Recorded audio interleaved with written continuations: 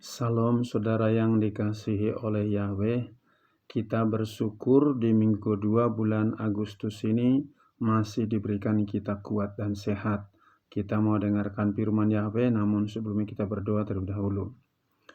Bapa dalam surga yang kami sembah dalam nama Yesus HaMasiah, hati kami penuh rasa syukur atas anugerah-Mu, pertolongan-Mu, penjagaan-Mu.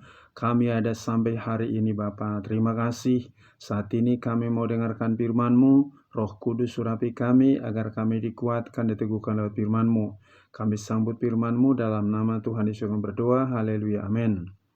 Pada kesempatan ini sebuah firman yang terambil dari Yohanes pasal 6 ayat 15-21 yang berbunyi demikian. Yesus berjalan di atas air. Lalu karena mengetahui bahwa mereka akan segera datang dan memaksa dia untuk menjadikannya raja, Yesus menyingkir lagi ke gunung seorang diri. Dan ketika senja tiba, para muridnya turun ke danau. Dan setelah masuk ke dalam perahu, mereka pergi ke seberang danau itu, ke Kapernaum, dan malam telah tiba, dan Yesus belum juga datang kepada mereka. Dan danau itu bergelora karena angin kencang bertiup. Lalu setelah mendayung kira-kira 25 atau 30 stadia, mereka melihat Yesus yang sedang berjalan di atas danau.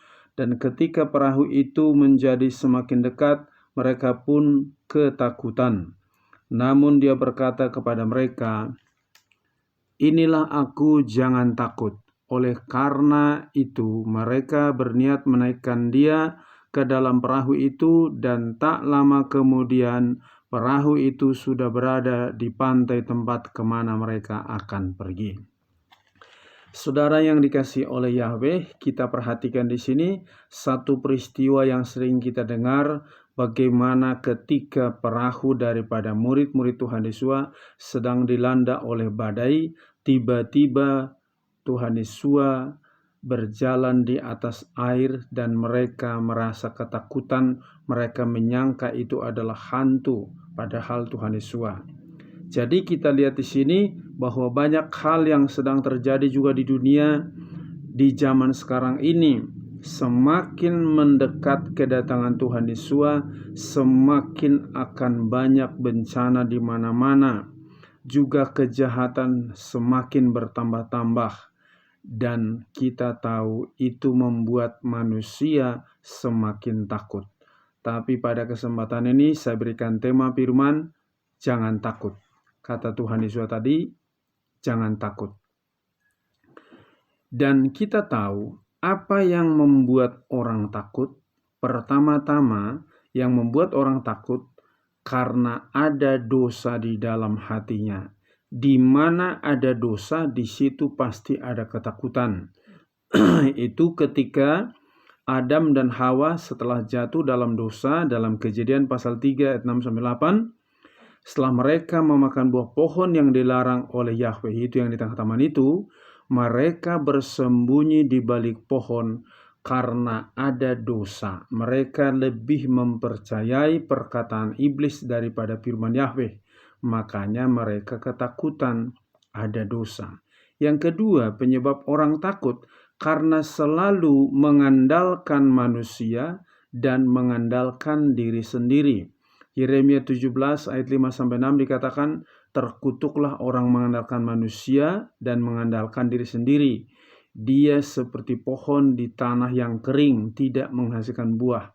Kenapa banyak orang takut? Selalu melihat kemampuan dirinya, lihat keyakinannya, bergantung kepada orang lain.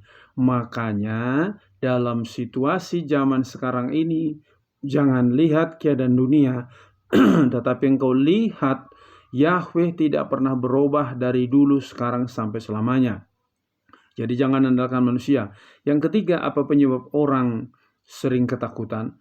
Terlalu berfokus kepada masalah yang sedang dihadapi. Itu peristiwa saat Musa memimpin bangsa Israel keluar dari Mesir, saat mereka minta daging. Maka Yahweh katakan, aku akan berikan mereka daging. Bukan 1 hari, bukan 1 minggu, bukan 2 minggu, tapi 1 bulan penuh. Tapi Musa berkata, Yang mau makan ini ada 600.000 orang. Jadi Yahweh katakan, lihat besok aku akan membuktikannya. Dalam Bilangan pasal 11 ayat yang ke-18 sampai 23. Saudara, di zaman sekarang ini fokus orang bukan kepada Yahweh, bukan kepada otoritas Yahweh, tapi fokusnya kepada keadaan yang sedang terjadi. Makanya tidak sedikit orang ketakutan, bimbang, cemas, khawatir, besok gimana ya? Padahal firman Yahweh katakan, kesusahan sehari cukup untuk sehari. Besok punya kesusahan sendiri. Jadi jangan fokusmu kepada masalah. Apa masalahmu? Masalah ekonomi, pekerjaan, penyakit, hal-hal yang lain, masalah kuliah atau kerjaan. Fokusmu kepada yang pemberi kuasa, yang memberikan hidup kepadamu, yaitu Yahweh itu sendiri. Jadi jangan berfokus kepada masalahnya. Yang keempat, apa penyebab orang takut? Karena terpengaruh dengan auman si iblis. Di dalam 1 Petrus pasal 5 ayat 8-9 dikatakan, lihatlah si iblis itu seperti singa yang mengaum-ngaum. Selalu engkau hanya mendengar kiri kanan bisikan iblis. Ntar lagi kamu gagal, ntar lagi kamu sakit, ntar lagi kamu celaka, ntar lagi kamu mengalami banyak masalah. Yang selalu didengar setiap waktu adalah auman daripada si iblis. Makanya takut, bukan dengar suara daripada Roh Kudus. Maka pada kesempatan ini saya ingatkan kepada saudara, dari 4 poin penyebab orang takut tadi, buang itu dari pikiran, dari hatimu, dari hidupmu, supaya engkau menjadi tenang. Karena kita tahu, kata Tuhan Yesus tadi, jangan takut, ini aku. Nah sekarang bagaimana caranya agar kita tidak takut? Pertama-tama kita harus tinggal dalam Tuhan Yesus. Di dalam Yohanes pasal 15 ayat 5 dan 7. Tinggallah dalam aku. Akulah pokok anggur dan kamu ranting-rantingnya. Tinggallah dalam aku. Maka kamu akan berbuah. Tinggal dalam firman-Ku. Jadi kalau kita tinggal di dalam Tuhan Yesus, ingat di dalam Matius pasal yang ke-1 ayat 20-23. Bagaimana Yusuf mau meninggalkan Maria karena ada ketakutan. Kenapa tunanganku sudah hamil duluan? Tapi malaikat Gabriel berkata, jangan takut Yusuf mengambil Maria, sebab anak yang dikandungnya itu adalah Roh Kudus. Dan dia diberi nama Yesua dan diberi nama Immanuel, artinya Elohim beserta kita. Jadi kalau ada Tuhan Yesus tinggal di dalam dirimu, dia bukan 1 hari, bukan 1 minggu, 1 bulan, 1 tahun. Dia adalah Immanuel, artinya Elohim besertamu setiap saat. Saat engkau baik, tidak baik, dia selalu ada besertamu. Bukan seperti orang. Kalau engkau keadaanmu baik, orang mendampingimu. Kalau keadaanmu tidak baik, orang tinggalkan engkau. Itu manusia. Jangan pakai konsep manusia di dalam mengandalkan kuasa Yahweh. Yakini Immanuel itu ada besertamu. Jadi tinggal dalam Tuhan Yesus. Yang kedua, hidup sesuai dengan firman Yahweh. Di dalam Yesua pasal 1 ayat 8-9 dikatakan bahwa engkau harus berjalan merenungkan firman ini, bertindak sesuai dengan firman Yahweh yang kuberikan kepadamu. Sebagaimana aku menyertai Musa, begitu juga aku menyertai engkau, asal kau berpegang kepada firman Yahweh. Dan kita lihat setelah Musa meninggal, Yosua melanjutkan kepemimpinan membawa orang Israel masuk ke tanah perjanjian, dan itu dibuktikan. Karena itu, orang yang berlindung dalam naungan yang maha tinggi dalam Mazmur 91 ayat 1, dia akan tenang damai. Tidak ada ketakutan kemanapun, badai apapun boleh datang, tapi yakin ada perlindungan Yahweh, berjalan sesuai dengan firman Yahweh, pasti tenang, pasti damai. Yang ketiga, apa yang membuat kita tidak takut? selalu mengandalkan kuasa Yahweh. Dalam Yeremia 17 ayat 7 dan 8. Diberkatilah orang yang mengandalkan Yahweh itu, maka dia seperti tanaman yang ditanam di tepi aliran air dan dia menghasilkan buah tepat pada waktunya. Jadi kalau engkau selalu mengandalkan Yahweh, apapun masalah yang sedang kau alami, engkau tidak takut, engkau yakin saja. Saya berikan contoh, seorang anak yang punya orang tua, apapun kesulitan yang dia alami, dia datang sama bapak, "Pak, aku minta ini, Ma, aku minta ini." Jadi kalau anak kecil saja tidak takut karena ada bapaknya atau ada ibunya, kita punya Bapa di surga yang selalu menjagai kita. Jadi selalu andalkan Yahweh, jangan andalkan kemampuanmu, jangan andalkan orang lain. Di dalam Yeremia 17 ayat 5 dan 6 tadi, terkutuk yang mengandalkan manusia dan mengandalkan diri sendiri. Sekarang kebalikannya, supaya engkau tidak takut, andalkan Yahweh. Apa-apa minta petunjuk Yahweh. Yang berikutnya, selalu hidup dalam pimpinan Roh Kudus. Dalam 2 Korintus pasal 3 ayat 17, Tuhan itu roh. Di mana ada roh Tuhan, di situ ada kemerdekaan.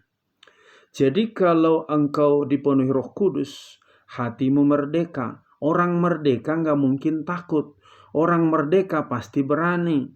Di mana ada ketakutan, berarti di situ ada roh iblis. Tapi kalau ada Roh Kudus dalam dirimu, ada keberanian menghadapi segala keadaan sesulit apapun. Karena apa? Roh Kudus itu memerdekakan pikiranmu, hatimu, seluruh tubuhmu. Jadi jangan takut. Ya, yang berikutnya kita harus melawan segala tipu muslihat daripada si iblis itu. Saudara, Tuhan Yesus sudah katakan di dalam Lukas 10 ayat 19 sampai 20, "Aku sudah memberikan otoritas kepadamu untuk menginjak ular dan kalajengking." Itu adalah gambaran daripada iblis. Dan di dalam Yakobus pasal 4 ayat 7, tunduklah kepada Elohim, lawan iblis. Kalau kita sudah ada Roh Kudus, kita di dalam Tuhan Yesus, kita berpegang teguh kepada firman Yahweh, kita injak semua pekerjaan iblis itu yang ingin menakut-nakutin kita, yang ingin membuat kita galau.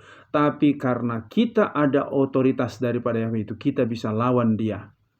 Sekarang ini bukan engkau bertugas melawan manusia, tapi bertugas melawan segala bisikan-bisikan iblis yang muncul di pikiranmu, di hatimu, di sekelilingmu. Lawan dia supaya engkau mengalami kemenangan, karena kita sudah diberikan otoritas, kuasa menginjak ular dan kalajengking tadi. Yang terakhir, saudaraku, bagaimana supaya kita tidak takut? Kita lebih mencintai Tuhan Yesus daripada nyawa kita, napas kita. Markus 8 ayat 34 sampai 35. Siapa yang mau mengikut aku, kata Tuhan Yesus, dia harus sangkal diri, pikul salib, dan ikut aku. Siapa yang kehilangan nyawanya karena aku, maka dia memperoleh kembali. Jadi masalah kematian kapanpun bisa terjadi. Tetapi ingat baik-baik, jika engkau mati di dalam Tuhan Yesus, dijamin masuk surga. Tapi jika engkau mati karena ketakutanmu, masuk neraka. Jadi jangan takutin pekerjaan iblis. Yang perlu kau takutin adalah Tuhan Yesus yang menjamin hidup kekal bagimu. Oleh karena itu, biar melalui firman ini, apapun yang sedang mengintimidasi pikiran hatimu, hidupmu, penyakitkah, masalah pekerjaan, masalah jodoh, masalah yang lain, gak usah kau takutin. Yang perlu kau takutin hanya Yahweh Elohim, Tuhan Yesus HaMashiach.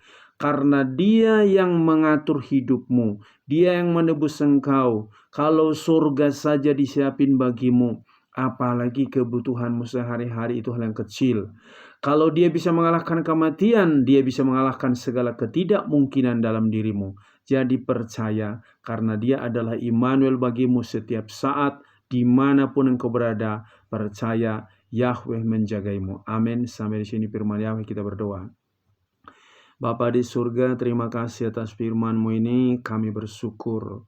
Kami diberikan kelegaan kembali karena Engkau menjagai kami, memelihara kami, melindungi kami. Karena Engkau benteng hidup kami, penopang hidup kami.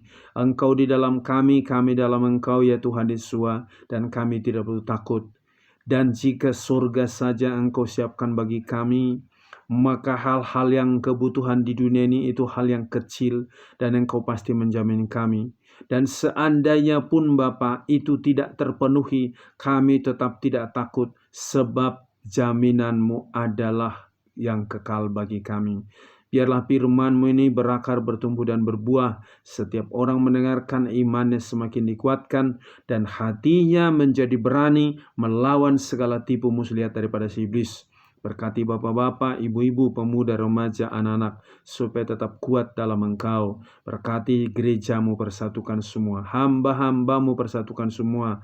Bangsa dan negara kami ini jagai supaya tetap aman. Terpuji-pujilah nama-Mu. Di dalam nama Tuhan Yesus kami berdoa. Haleluya. Amin. Salam. Yahweh berkati.